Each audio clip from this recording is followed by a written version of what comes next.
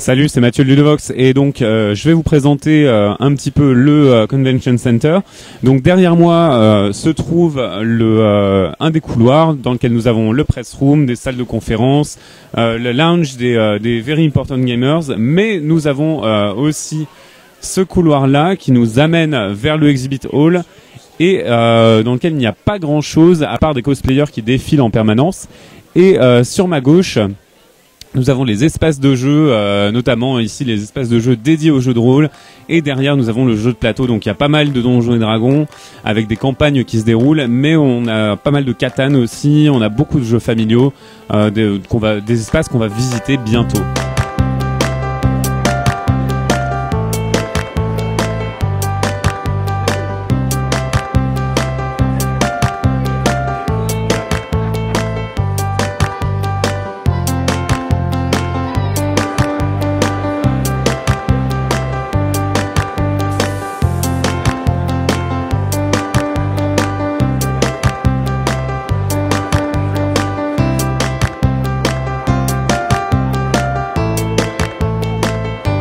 Nous sommes ici dans le hall d'entrée du Convention Center avec une cafétéria dans laquelle nous sommes, avec des auteurs et des éditeurs qui traînent souvent dans le coin. On a même repéré quelques Français et on a discuté avec eux, on a même pris des rendez-vous dans cette cafétéria. Alors derrière moi, on a de l'Exhibit Hall, on est dans un des coins du Exhibit Hall qui est vraiment immense, il doit faire on va dire 1,5 km au bas mot. Et à l'étage juste au-dessus de moi, nous avons des salles de vente aux enchères et des salles pour que les éditeurs se rencontrent et s'achètent également des jeux. Donc nous avions jusqu'à aujourd'hui le Cardala aussi qui était là. Donc c'était un espèce de Valhalla fait en cartes. Donc tout le monde pouvait construire son château de cartes et participer à cette construction géante.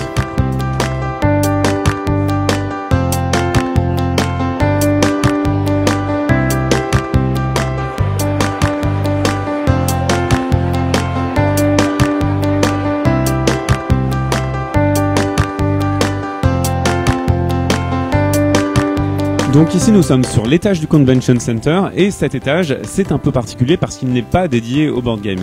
Alors les jeux de plateau c'est bien mais il n'y a pas que ça. Donc il y a plein de gens qui sont pas venus forcément avec seulement des gamers, donc il y a des familles qui viennent avec leurs enfants, avec des gens qui ne jouent pas.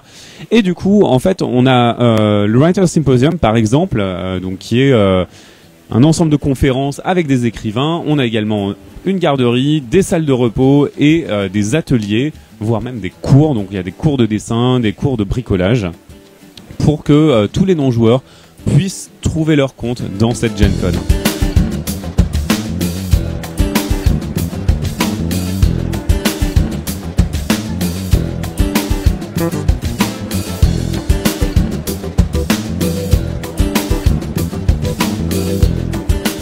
Donc nous sommes ici dans le hall de jeu qui, comme vous pouvez le voir, est immense, très très vaste.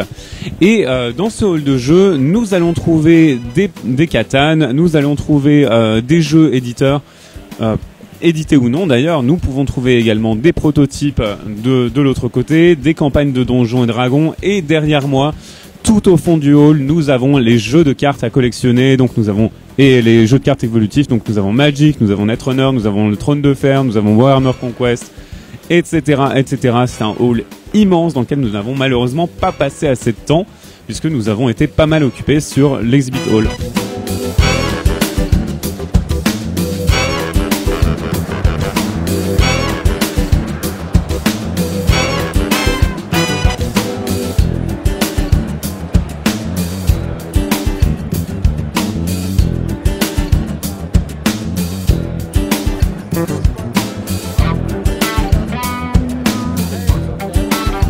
Donc ici nous sommes dans le Exhibit Hall, dans le hall d'exposition dans lequel on trouve tous les jeux et comme vous pouvez le voir c'est immense, vraiment absolument gigantesque.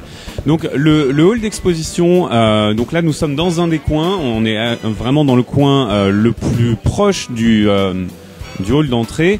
Et il est très très profond, très très long aussi, et nous avons toutes ces bannières qui vont de 100 en 100, donc on a 24 bannières différentes, des numéros de 100 jusqu'à 2400, pour nous aider à nous repérer. Donc on a aussi des bannières par éditeur, et ces bannières par éditeur vont nous permettre de trouver le stand de l'éditeur qui nous intéresse. Donc il y a beaucoup de jeux, que ce soit des boutiques ou alors des éditeurs, des stands d'achat, mais nous avons également des goodies avec des t-shirts, des peluches, des bikinis, que sais-je. C'est le hall d'exposition et c'est complètement la folie.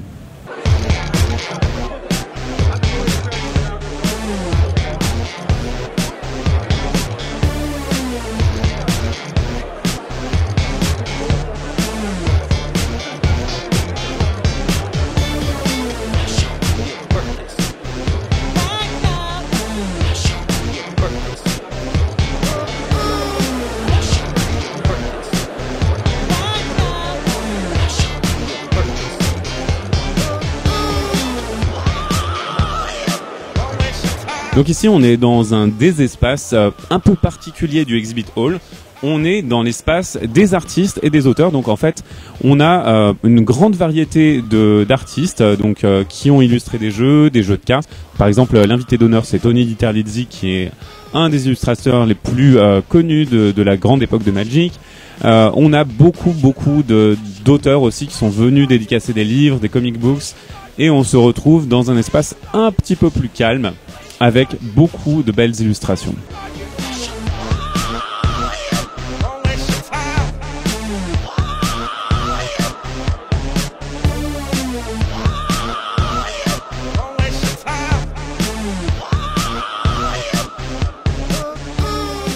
Nous sommes ici à l'extérieur du Convention Center. Alors pourquoi à l'extérieur, vous allez me demander?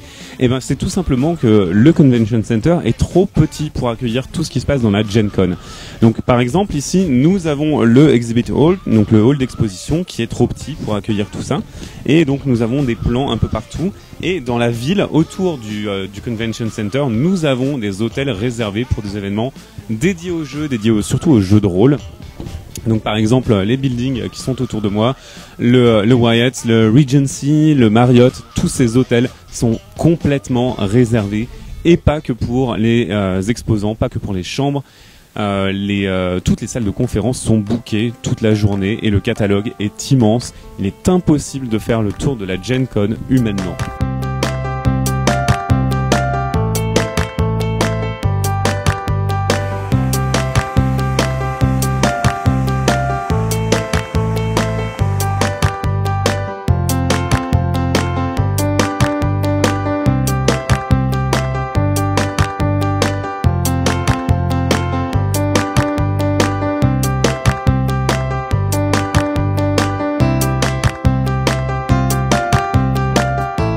Autour du Convention Center, non content d'avoir des hôtels et aussi un grand stade qui s'appelle le Lucas Oil, qui a accueilli un concert dans lequel Dap a fait Fury, parce qu'il s'agissait du concert des One Direction.